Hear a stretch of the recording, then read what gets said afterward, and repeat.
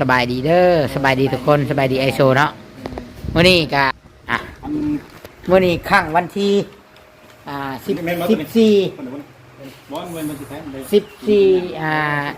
วันที่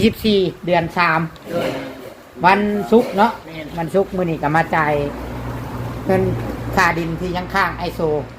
20,000พอดีจ่ายมื้อนี้ 20,000เนาะเป็นเงินบาทจ่ายเป็นเงินบาท 20,000 บาทพอดีครบเป็น 40,000ที่ดินของเท่าคำเนาะเดี๋ยวให้นับคนนับเนาะให้เพิ่นนับเงินก่อนก็ได้เซ็นก่อนก็ได้แล้วแต่วันที่14เดือน3 2025พยานผู้ซื้อก็มีอยู่3คนส่วนพยานผู้รับเงินกับไอโซเนาะ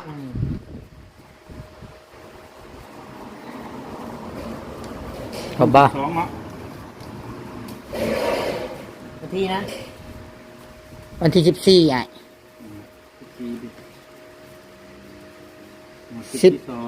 1414เดือน3เดือน3เดือน3เดือน3บ่เดือน2เดือนนี้ได้หักเงิน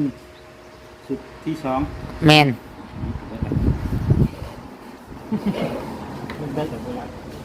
หยุดไว้ก่อนตัวไหนตัวนี้บ่แม่นไอโชนับก่อนว่ามันครบบ่ 20,000ให้ไอโชนับในจังเช่นตำหลังได้เอกสาร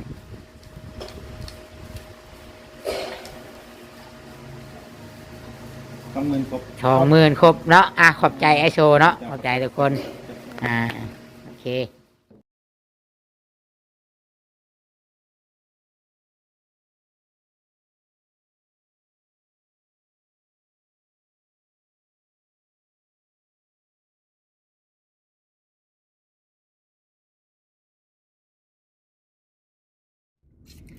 กราบทักทายสบายดีและสวัสดีเด้อพ่อแม่พี่น้อง FC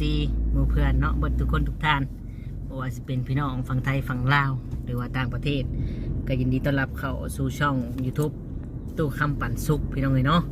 มาเจอพ่อตู้คำมื้อนี้พี่น้องเอ้ยเนาะตู้คำนั่งรถไปใส่เด้เพิ่นว่าทางเธอ FC สงสัยเนาะพี่น้องเนาะมื้อนี้ก็มากัน3คนสบายดีตู้4และตู้10เนาะสบายดีพี่น้อง สบายดีเนาะยังถามเองตอบเองเนาะตัวคำนั่งรถไปใส่ได้เพราะว่าเจ้าตั้งว่าสมมติว่าเป็น FC ป่ะสมมติเป็น FC นะตัวคำนั่งรถไปใส่ได้มื้อนี้เนาะเข้ามาไปใช้สรุปแล้วเจ้าที่พาคอยไปใช้ซะยังไม่ได้ฮู้ว่าสิไปใช้บ่เดี๋ยวนี้กันยังแล้วไปก็บ่ฮู้คือกันตัวสีได้ซะบ่ฮู้คือกันนี่เอาแล้วทั้งไหนสบายทั้งหน้ามันได้จ้ะเนาะไปเรื่อยเอาไปฮอดจุดหมายปลายทางจังฮู้กันเนาะว่ามันจะบทเฉลยบ่สมุนแนวใดพี่น้องเอ้ยเนาะเจ้าจะบทเฉลยบ่เฉลยเลยบ่ซะเฉลยเลยก็ได้เนาะก็ไปเรื่องที่ดินเนาะตู้เนาะเรื่องที่ดินแม่นไปที่ดินที่ไอ้หักเฮาซื้อให้เนาะแม่นที่ดินที่ไอ้หักซื้อให้พี่น้องเอ้ยเนาะก็จะไปเฮ็ดให้มันเรียบร้อยจ่ายเงินเนาะจ่ายเงินเพิ่นพี่น้องเอ้ยให้มันเรียบร้อยครับใส่เป็นชื่อเฮาเลยป่าเนี่ยครับเอาไปตะบินขึ้นมาเลยพี่น้องเอ้ยเนาะดินขอบทองแม่นนั่นก็เป็นดินสมมุติว่ามีเงินมีคำแน่อนาคตก็เฮ็ดเฮือนก็ได้เนาะแม่นหรือว่าเดี๋ยวเฮานี่พ่อหมู่อยู่แล้วเฮานี่เนาะจังซี่เนาะแล้วต้องถามเมียเจ้าก่อนได้ตัวเนาะกะไว้อนาคตพุ่นแหละแต่สิเป็นจังไดเฮาก็ยังบ่ฮู้พี่น้องเอ้ยเนาะเฮาช่องบ่เห็นอนาคตผมเป็นเจ้ายังถ่ายคลิปอยู่บ่เนี่ยลงไปพุ่นน่ะบ่เดี๋ยวนี้แต่ละมื้อเจ้าก็ยังถ่ายบ่แต่ละมื้อเขาก็ถ่ายอยู่ตู้เอ้ยเจ้าบ่ย่านที่ชายเถื่อนบ่ก็บ่ย่านดอกเนาะเพราะว่าเจอมาหลายเด้มันก็เป็นธรรมดาเรื่องชิ้นน่ะบ่ตกเรื่องชิ้นแหละเนาะ FC สายเถื่อนพี่น้องเอ้ยเนาะได้ซื้อใหม่แล้วเนาะได้ซื้อใหม่ลงไปก็มีอยู่พี่น้องเอ้ยเนาะส่วนมากก็มีหลายแต่ส่วนแสดงว่าเขาเป็น FC โตยงเฮาดีใดแม่นถือว่าเอาคลิปได้ลงเขากันแบบแต่ว่าคอมเมนต์แบบเราไม่ได้คอมเมนต์ให้กำลังใจแล้วถ่ายคอมเมนต์แต่ด่าอย่างเดียวเลยก็ถือว่าติดตามเฮาเนาะแม่ติดตามก็ดีใจพี่น้องเอ้ยเนาะที่เขามาคอมเมนต์แล้วก็ติดตามมาเบิ่งมาชมพี่น้องเอ้ยเนาะแล้วก็ติชมให้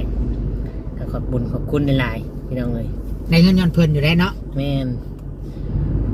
บรรยากาศมื้อนี้ก็บ่แดดบ่ร้อนพี่น้องเอ้ยเนาะปานกลางธรรมดายันฝนตกห้ำจะอยากฝนตกบ่ฝนตกห้ำชอบกระสอบห้ำทางหลังห้ามเอาไปใช้ตู้นี่ไปให้หมูด้วยหมูใช้ไหนหมูเอาไปให้นายตำรวจเพิ่นชื่อน้ ซื้อน้ำเนาะ ครบกับตำรวจได้ส่วนใน เจ้าน่ะบ่ อันนี้เอาไปให้พันโทอันนี้ พันโทบ่นี่ พันโท โอ้ แต่บ่เอ่ยชื่อมันดอก แต่ ยากได้ครบกับอันตำรวจหรือว่าคนมีสีนี่ยาก ยากบ่ตุ ญาติในตัว ญาติได้ญาติแบบยากแบบไหนตุ ห่วยเว้ากับบุกล้าเว้าหลายได้บ่เนาะ ญาติเพันยุบเนาะ หยอกพี่น้อง หยอกเฮาบ่มีความผิดหยังก็บ่ย่านดอกเนาะ แม่น แม่นพี่น้องเอ้ยครับเพิ่นก็เฮ็ดจับคนผิดเท่านั้นเนาะ แมน เฮาบ่ได้ผิดหยังเฮาก็บ่ย่านแต่ว่าอันนี้เฮาเว้าหยอกเว้าโน้มวนกันเพราะว่าก็บ่ได้หัวได้พี่น้องเอ้ย เพิ่นเป็นอันนี้เด้เป็นห้องนายเป็นห้องหัวหน้า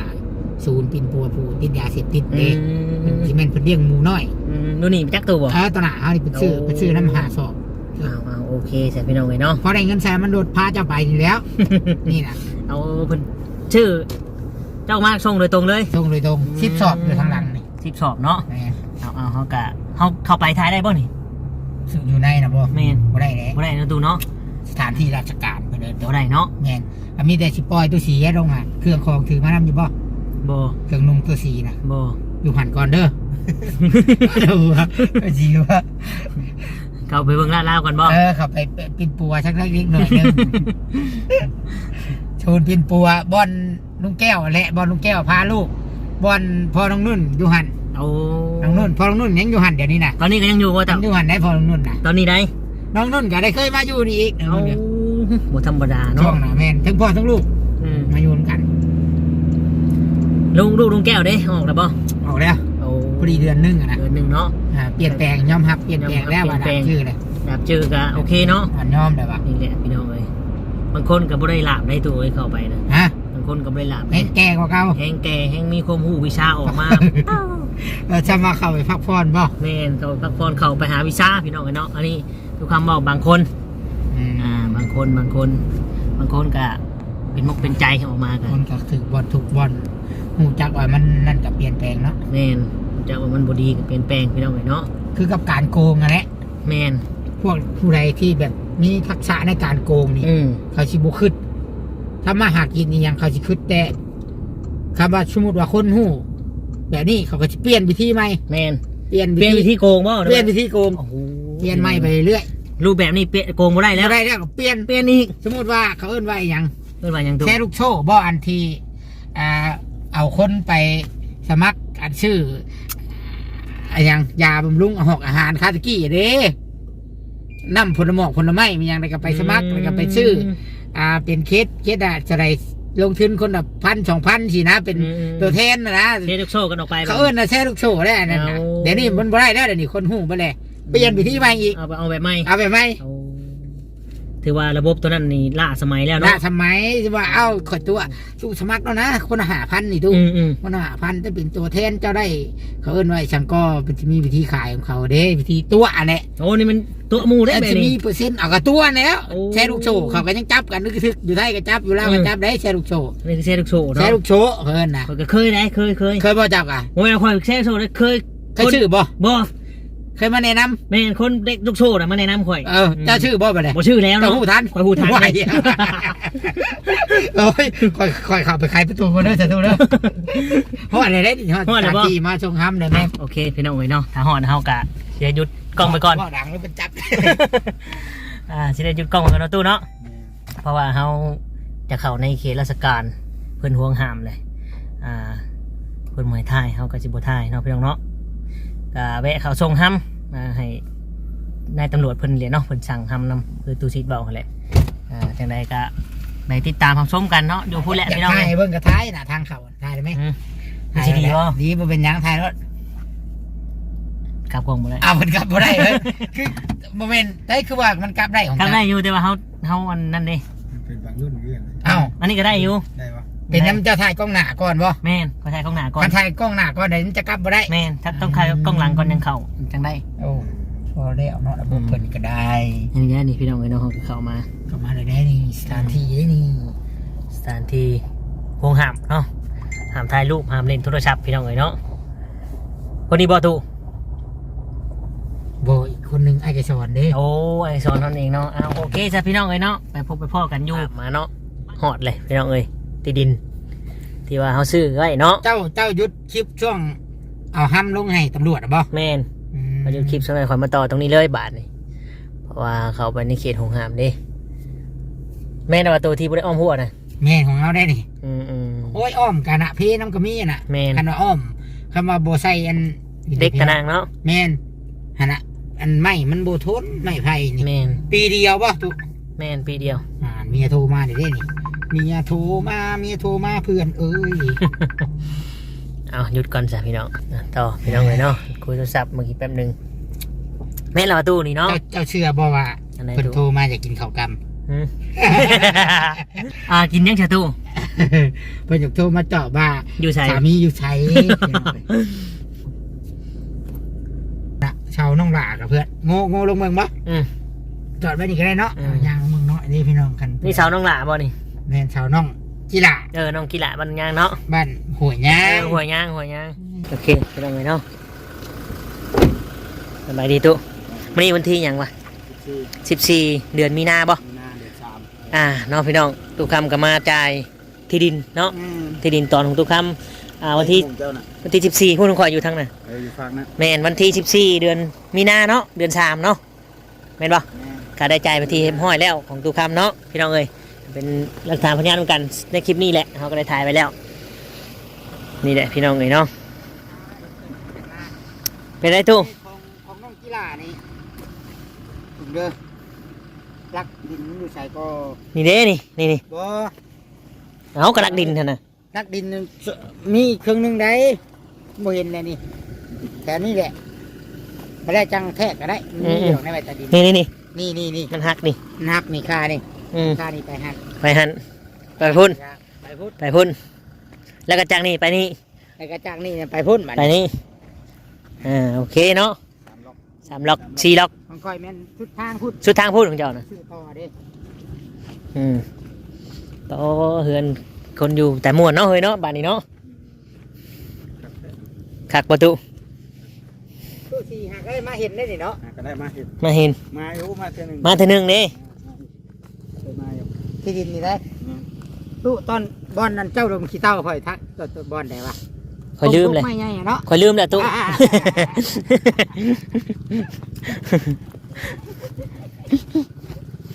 มันยังจืดจะบอกกินนะเป็นอะไรกินนะ กินอยากลืมเลยได้ตู้เอ้ยมันบ่อยากจื้อปานใดได้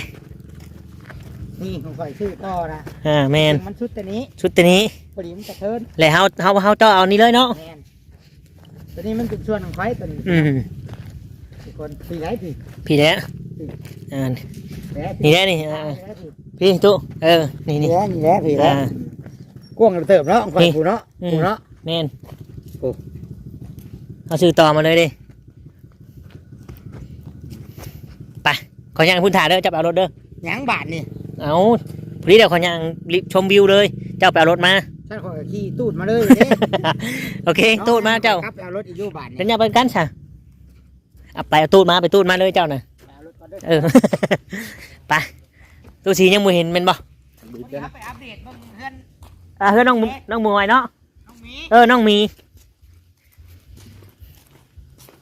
นี่แหละเนาะพี่น้องเอ้ยเนาะทีมงานเขาก็จะได้มาอยู่พี่เบิร์ดตู้สีก็คือว่ามีข่าวมาอยู่พี่เบิร์ดเนาะก็มีรายชื่อน้ำอยู่แต่ว่าเขายังบ่ได้ ชัดเจน ชัดเจนแต่ว่ามีรายชื่อน้ำแล้วเนาะทางผู้ใหญ่เพิ่นว่ามีรายชื่อน้ำแล้วอันนี้คือตู้ค้ำกะมาจ่ายให้มันเบิดเพราะว่ามันฮอดขวบมันแล้วฮอดขวบแหละทั้งผู้ใหญ่เพิ่นกะยังหมุนเงินบ่ทันเพิ่นว่าสิมาสงกรารอะไรตู้ค้ำก็เอาเงินเก็บของตู้ค้ำนี่มาจ่ายก่อนพี่น้องเอ๋ยเนาะมาจ่ายก่อนนี่ได้ตู้เฮือนน้องมีนะ ตอนมาเท่าดินเลยก่อน แม่ตอนมาถอกดินนั่นเองเนาะพี่น้องเอ้ยอยู่กันมาเนาะมาถ่ายก็ได้ตัว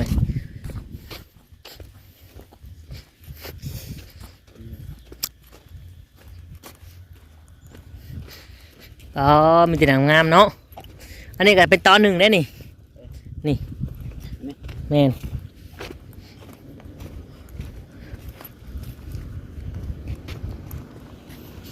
ตอนไหนวะตอน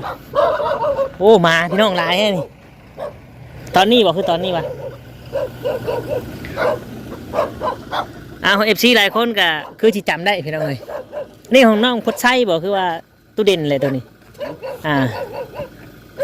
ตัวนี้ล่ะว่ะ เจ้านะ หรือว่าตัวนั้น ตัวนี้พ่อ ตัวพุ่นเนาะตัวนี้ เจ้านะ ตัวนี้ได้ค่ะ ตัวนี้ของเขาเหรอวะ ของไผตัวนี้ พัดไส้ มันต่อกันนะมันต่อกัน นี่น้องพัดไส้นี่ นี่ตัวนี้นะของตู้เด่น ตู้เด่น ของกระไทย พัดไส้ ของเจ้าตัวอยู่พุ่น ของข่อยตัวนี้เนาะ นี่ของเจ้านี่ นี่ ดินทุกคำอยู่เจ้านี่อันนี้ ไปฮอดปุ๊บ อันนี้ไปพุ่นเนาะ แม่ผูก แมนก็ฮอดหัวได้ตู้ฮอดหัวไปพุ่นแล้ว ส่วนของตู้เด่นตัวนี้ต่างเลือดกับต้องมวยนะ แมน ตัวต้องมี ซ้ำกันบ่เฮ้ยนี่ซ้ำกันเนาะนี่จากเสาของนั่นมานี่แล้วก็ไปพุ่นนี่เลยเนาะคือดินของตู้คำพี่น้องเลยดินของตู้คำตอนนี้ตอนน้องมีอยู่นี้เนาะให้เป็นดูท่า ชั่ว2,000เนี่ยเขาซื้อมาน่ะ เจ้าเอามาหึงแล้วบ่นี่ เอามาทั้งตัวแล้ว หึงเติบเลยเนาะตู้เนาะ ก่อน ใช้ละปูนจะว่าเอาปูนมานำน่ะโอ้ปูนอยู่ข้างในเนาะปอบนบริหลังน้อยเด้นี่ นะ มันเฮ็ดขึ้นไปนี่คือเนาะ ที่หลังคาจะมาเด้ที่หลังคายังได้ ย่างคอยมันขึ้นมา แง่บัดที่หลังคาน่ะ อ๋อ แต่ว่าชั้นปีห้องเกลียวก็ได้พวกลายห้องวะ เจินเทินอยู่นี่เนาะ แต่ว่าคอยตัดออกแล้วห้องหนึ่ง ตัดออกของไหน ตัดแบบว่ามันเสียอันนั้นเกินนะ มันเสียงบบ่ มันลายห้องโทษ เอา เนี่ยเฮ็ดห้องใหญ่เฮ็ดห้องนี่เป็นห้องใหญ่เลย เดี๋ยวเขาตัดออก รวมกันได้2ห้อง อ๋อโอเค ที่แรกมันเป็น2ห้องเลย แมน พอดีเฮ็ดตัดออกเลย อืม แล้วก็มี1ห้อง 2 ห้อง 3ห้อง4ห้องพอ นี่เป็นห้องโถงตัวนี้แค่นี้ ห้องโถงหมดเลย ห้องโถงขึ้นครัว จบ จบบนกับปกแป๊กกันเด้ หลังบักไงนี่เนาะ โบเห็นเนาะ ยังตู่เห็นยังไงนะคนเห็นยังดึงยังไงนะ ครับ เนาะ ยังเลาะยังตู้สีเลยโอ้ตู้สีเนาะ อันนี้เฮือนเฮือนลุงเตี้ยนี่ เครื่องเตี้ยบ่นี่นะ อาจารย์เฮ็ดให้ อ๋อ อาจารย์ของบ่อแสนเด้ งามเนาะ งาม งามพี่น้องเอ้ยเอานี่แหละมื้อนี้เขาก็มาที่เรียบร้อยเนาะ